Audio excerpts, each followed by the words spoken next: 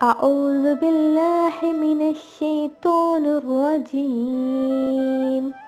ശപിക്കപ്പെട്ട പിശാചിൽ നിന്ന് അള്ളാഹുവിനോട് അഭയം തേടുന്നു.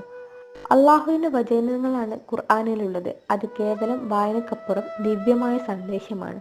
അതിനാൽ അതിന്റെ വായനക്കും ചില മര്യാദകൾ കൽപ്പിച്ചിരിക്കുന്നു. 16-ാം അധ്യായം സൂറത്തുൽ നഹ്ലിൽ 98-ാമത്തെ ആയത്തിൽ അള്ളാഹു പറയുന്നു, فَإِذَا قَرَأْتَ الْقُرْآنَ فَاسْتَعِذْ بِاللَّهِ مِنَ الشَّيْطَانِ الرَّجِيمِ.